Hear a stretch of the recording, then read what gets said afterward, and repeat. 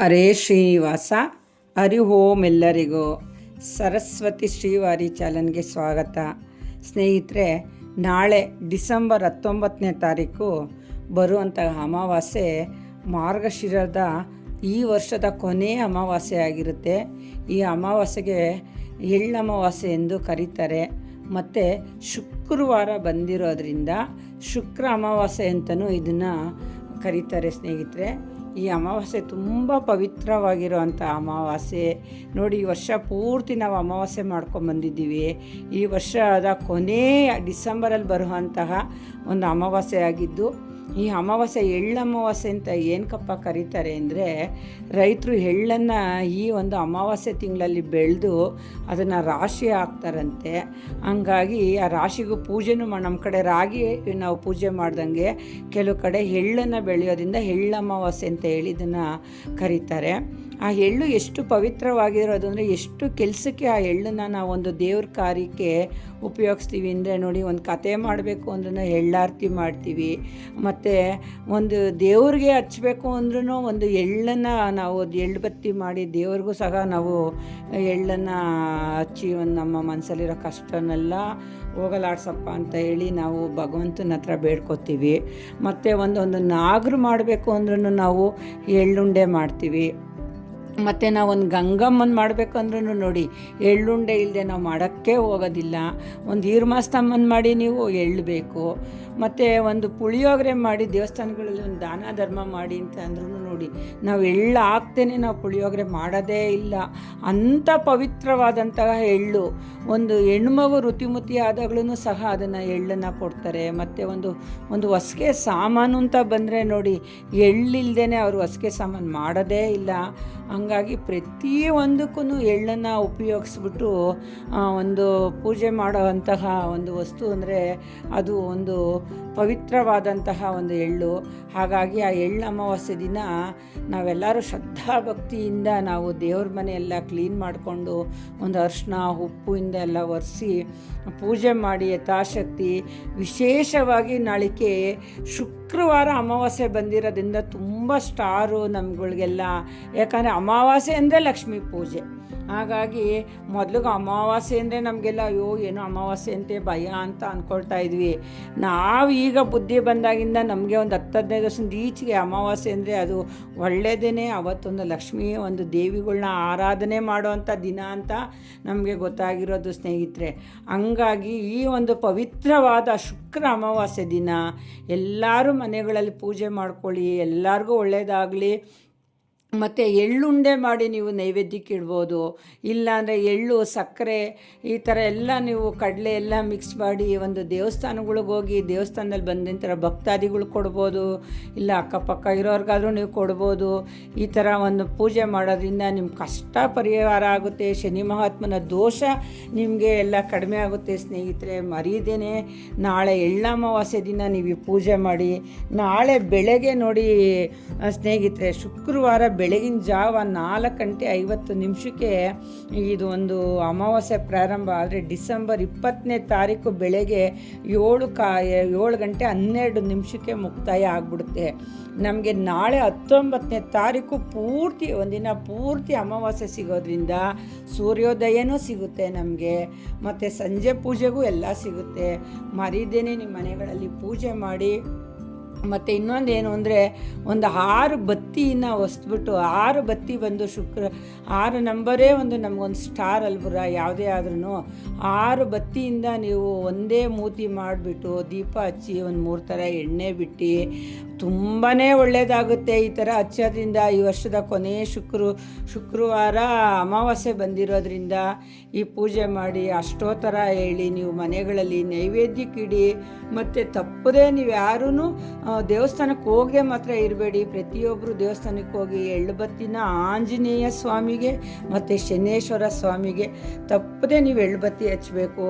ಮತ್ತು ಯಾರೂ ನಾಳೆ ದಿನ ಕಪ್ಪು ಬಟ್ಟೆನ ಹಾಕಬಾರ್ದಂತೆ. ದಯವಿಟ್ಟು ಕಪ್ಪು ಬಟ್ಟೆ ಹಾಕಕ್ಕೆ ಹೋಗ್ಬೇಡಿ. ಇದು ಮೂಢನಂಬಿಕೆ ಅಂತ ಮಾತ್ರ ನೀವು ಅಂದ್ಕೊಳ್ಳೋಕ್ಕೆ ಹೋಗಬಾರ್ದು ಸ್ನೇಹಿತರೆ. ಯಾಕೆಂದರೆ ಅಷ್ಟಿಲ್ಲದೆ ಹಿರಿಯಕರು ಹಿಂದಿನ ಕಾಲದಿಂದ ಹೇಳ್ಕೊಂಬಂದಿಲ್ಲ. ಆದಷ್ಟು ಕಪ್ಪು ಬಟ್ಟೆನೇ ಹಾಕದಂತೆ ನೀವು ಭಾಳ ಒಂದು ಭಕ್ತಿಯಿಂದ ಈ ಪೂಜೆ ಮಾಡಿ ನೋಡಿ. ಎಳ್ಳಮಾವಾಸ್ಯೆ ಅಂತ ಕೇಳೋಕ್ಕೆ ಎಷ್ಟು ಹಿತ ಆಗುತ್ತೆ ಕಿವಿ. ಎಳ್ಳಮಾವಾಸ್ಯೆ ದಿವಸ ಆ ರೈತರುಗಳು ಹೊಲಗಳಿಗೆಲ್ಲ ಬೆಲ್ಲನ ಮಿಕ್ಸ್ ಮಾಡಿ, ಎಳ್ಳು ಬೆಲ್ಲನೆಲ್ಲ ಹೊಲಗಳಿಗೆಲ್ಲ ಎಸಿತಾರಂತೆ. ಅವ್ರು ಏನು ಬೆಳೀತಿದ್ರು ಆ ಜಾಗಕ್ಕೆ, ಅಲ್ಲಿ ಎರೆಹುಳುಗಳು ಬಂದು ತಿಂದು ಅವ್ರಿಗೆ ಮುಂದಿನ ಬೆಳೆಗೆ ಚೆನ್ನಾಗಿ ಅಂತೇಳಿ ಅವು ಮಾಡ್ತಾ ಒಂದು ಉತ್ಪತ್ತಿ ಆಗೋ ಥರ ಅವಕ್ಕೆ ದಾರಿ ಬಿಟ್ಕೊಡ್ತಿದ್ರಂತೆ. ಆಮೇಲೆ ಎಲ್ಲರೂ ಆ ಭೂಮಿ ತಾಯಿಗೆ ಶಿರಬಾಗಿ ನಮಿಸಿ ನಮಗೆ ಮುಂದಿನ ವರ್ಷ ಇದೇ ಥರ ಬೆಳೆ ಚೆನ್ನಾಗಿ ಬರಲಿ ಅಂತ ಹೇಳಿ ಕೇಳಿಕೊಂಡು ಅವರೆಲ್ಲರ ಮನೆಗಳಲ್ಲೂ ಒಂದು ಅಡುಗೆ ಮಾಡ್ಕೊಂಬಂದ್ಬಿಟ್ಟು ಒಂದು ಕಡೆ ವನ ಭೋಜನಗಳನ್ನ ಮಾಡಿಕೊಂಡು ಈ ನಾಳೆ ಏನು ಅಮಾವಾಸ್ಯೆ ಬರುತ್ತೋ ಅಮಾವಾಸ್ಯೆ ದಿನವೇ ಅವ್ರ ಕಡೆ ಎಲ್ಲ ಹಬ್ಬಗಳಂತೆ. ಸೊ ಹಂಗಾಗಿ ಅವರೆಲ್ಲ ದೊಡ್ಡ ದೊಡ್ಡ ಹಬ್ಬಗಳು ಮಾಡುವಾಗ ನಾವು ನಮ್ಮ ಮನೇಲಿ ಒಂದು ಸಣ್ಣ ಪುಟ್ಟ ಒಂದು ಪೂಜೆ ಪುರಸ್ಕಾರ ಮಾಡೋದ್ರಲ್ಲಿ ತಪ್ಪೇನಿಲ್ಲ. ಆದಷ್ಟು ಎಲ್ಲರೂ ಎಳ್ಳಮಾವಾಸ್ಯೆ ದಿನ ಭಾಳ ಶ್ರದ್ಧೆ ಭಕ್ತಿಯಿಂದ ಪೂಜೆ ಮಾಡಿ 19ನೇ ತಾರೀಕೆ ಈ ಪೂಜೆ ಮಾಡಿ ಸ್ನೇಹಿತರೆ. ಯಾಕಂದರೆ ನಮಗೆ ಸಿಕ್ಕಿರೋದೇ ಅವತ್ತಲ್ವರ. ಪೂಜೆ ಆದ ನಂತರ ನೀವು ಒಂದು ಬಿಳಿ ಸಾಸಿವೆನ ಒಂದು ಮಾಮೂಲಿ ಕರ್ಪೂರ ಬೆಳಗೋದ್ರ ಮೇಲೆ ಒಂದು ಸ್ವಲ್ಪ ಹಾಕ್ಕೊಂಡು ಅದ್ರ ಮೇಲೆ ಒಂದು ಕರ್ಪೂರ, ಒಂದು 3-4 ಲವಂಗ ಎಲ್ಲ ಹಾಕ್ಕೊಂಡು ನೀವೊಂದು ಪೂಜೆ ಮಾಡಿ. ಆ ಪೂಜೆನ ರೂಮ್ಗಳಿಗೆಲ್ಲ ಮೂಲೆ ಮೂಲೆಗಳಿಗೂ ಅದ್ರ ಏನು ಧೂಪ ಹೊಗೆ ಬರುತ್ತೋ ಅದನ್ನೆಲ್ಲ ಕೊಡ್ತಾ ಬನ್ನಿ. ಬಿಳಿ ಸಾಸಿವೆ ಸಖತ್ ಪವರ್ ಇದೆ. ಎಷ್ಟೋ ನಮ್ಮ ಮನೇಲಿರೋ ನೆಗೆಟಿವ್ ಎಲ್ಲ ನಾಳೆ ಆಚೆ ಹೋಗಿ ಒಂದು ಲಕ್ಷ್ಮಿ ಕೃಪೆ ಆಗುತ್ತೆ. ನಮ್ಮ ಮನೆಗೆ ಒಂದು ಪಾಸಿಟಿವ್ ಎನರ್ಜಿ ಬರುತ್ತೆ ಸ್ನೇಹಿತರೆ. ಇದನ್ನು ತಪ್ಪೇ ಮಾಡಿ. ಮತ್ತು ಒಂದು ನಿಂಬೆ ಹಣ್ಣ ನೀವು ಒಂದು ಕುಲದೇವರು ಮುಂದೆ ಇಟ್ಟು ಪೂಜೆ ಮಾಡಿ ಅದನ್ನು ನೀವು ಮನಸ್ಸಲ್ಲಿ ಒಂದೆಲ್ಲ ಅಂದ್ಕೊಂಡು ಒಳ್ಳೇದಾಗಲಿ ಅಂತ ಹೇಳಿ ನಿಮ್ಮ ಮನೆ ಬಾಗಿಲಲ್ಲಿ ನೀಡ್ಸ್ಬಿಟ್ಟು ಯಾರೇ ಕೆಟ್ಕೊಂಡು ನಮ್ಮ ಮನೆ ಮೇಲೆ ಬೀಳ್ಕೊಡ್ದು. ನೋಡಿ, ನಮ್ಮಲ್ಲಿ ಎಷ್ಟೋ ಕಷ್ಟಗಳು ಇರ್ತವೆ, ಸುಖ ಇರ್ತವೆ, ನೋವಿರ್ತವೆ, ಅದು ಬೇರೆಯವ್ರಿಗೆ ಗೊತ್ತಾಗೋದೇ ಇಲ್ಲ. ನಾವು ನಕ್ಕತ್ತ ಚೆನ್ನಾಗಿದ್ರೇ ಕೆಲವ್ರು ಸಹಿಸೋಕ್ಕಾಗೋದಿಲ್ಲ. ಅಂಥ ಕಾಲ ಬಂದ್ಬಿಟ್ಟಿದೆ ಇವಾಗ.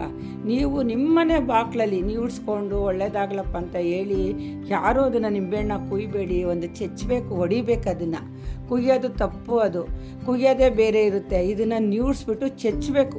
ಒಂದು ಕಲ್ಲಲ್ಲಾನ ಚೆಚ್ಚಿ, ಇಲ್ಲ ಕೈ ಗಟ್ಟಿದ್ರೆ ಕೈಯಲ್ಲಾನ ಹೊಡೆದ್ಬಿಟ್ಟು ಅದನ್ನು ಕೈ ಬದಲು ಮಾಡಿ ಎಡಗಡೆದನ್ನ ಬಲಗಡಿಕೆ ಇಟ್ಬಿಟ್ಟು ನೀವು ದೃಷ್ಟಿ ತೆಗೀರಿ ಮನೆಗೆ.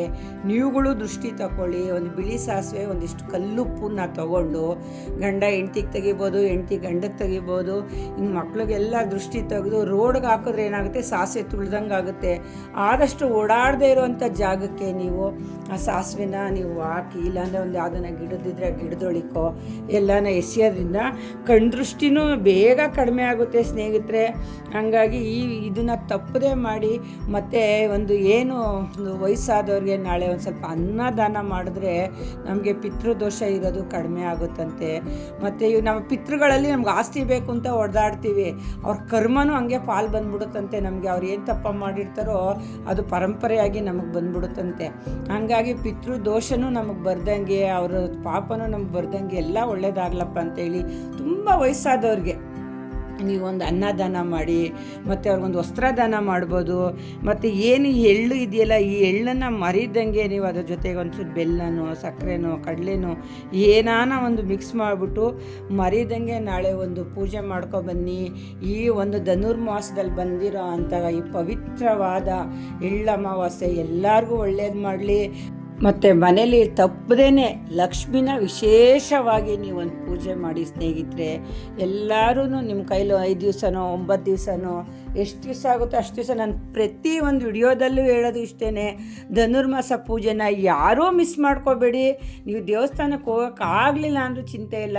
ಬ್ರಾಹ್ಮಿ ಮುಹೂರ್ತದಲ್ಲಿ ನಿಮ್ಮ ಮನೆ ಬಾಗಿಲಿಗೆ 2 ನೀರು ಹಾಕ್ಬಿಟ್ಟು ದೀಪ ಹಚ್ಚಿ ಸ್ನೇಹಿತರೆ, ನೋಡಿ ನಿಮ್ಮ ಸ್ಟಾರೇ ಚೇಂಜ್ ಆಗುತ್ತೆ. ಬ್ರಾಹ್ಮಿ ಮುಹೂರ್ತ ತುಂಬ ಪವಿತ್ರವಾದಂತಹ ಒಂದು ಮುಹೂರ್ತ ಆಗಿರುತ್ತೆ ಸ್ನೇಹಿತರೆ. ಅದರಲ್ಲಿ ಶುಕ್ರ ಅಮಾವಾಸ್ಯೆ ಭಾಳ ಒಳ್ಳೆಯದಾಗುತ್ತೆ. ಮಾಡಿ ಟೈಮ್ ಇದ್ದವರು ಎಲ್ಲ ಮುಗಿಸ್ಕೊಂಡು ದೇವಸ್ಥಾನಕ್ಕೆ ಹೋಗೋರು ಹೋಗ್ಬಿಟ್ಟು ಬನ್ನಿ. ಹಳ್ಳಿ ಮರದ ಹತ್ರ 2 ದೀಪ ಹಚ್ಚಿ. ಯಾಕಂದರೆ ಪವಿತ್ರವಾಗಿರೋ ಅಮಾವಾಸ್ಯೆ ನಮಗಿನ್ನ ಮುಂದಿನ ವರ್ಷಕ್ಕೆ ನಾವು ಕಾಯಬೇಕು. ಮುಂದಿನ ವರ್ಷ ಅಂದರೆ ಜನವರಿಲಿ ಈ ಎಳ್ಳು ಅಮಾವಾಸ್ಯೆ ಬರೋದಿಲ್ಲ, ಬೇರೆ ಅಮಾವಾಸ್ಯೆ ಬರುತ್ತೆ. ಹಾಗಾಗಿ ಈ ವಿಡಿಯೋ ನಿಮ್ಗೆ ಇಷ್ಟ ಆಗಿದರೆ ಸ್ನೇಹಿತರೆ ಎಲ್ಲರೂ ಸಬ್ಸ್ಕ್ರೈಬ್ ಆಗಿ, ಲೈಕ್ ಮಾಡಿ, ಶೇರ್ ಮಾಡಿ, ಸಪೋರ್ಟ್ ಮಾಡಿ ಸ್ನೇಹಿತರೆ. ಇನ್ನೂ ಹೆಚ್ಚಿನ ಒಂದು ದೇವ್ರ ಬಗ್ಗೆ ವಿಡಿಯೋನ ನಾನು ನಿಮಗೆ ಆದಷ್ಟು ತಲುಪಿಸ್ತೀನಿ. ನನಗೆ ಸಪೋರ್ಟ್ ಕೊಡೋ ಅಂಥ ನನ್ನ ಸ್ನೇಹಿತರಿಗೆ, ಫ್ರೆಂಡ್ಸ್ಗೆ ಎಲ್ಲರಿಗೂ ನನ್ನ ನಮಸ್ಕಾರಗಳು. ಹರಿ ಓಂ. ಹರೇ ಶ್ರೀನಿವಾಸ.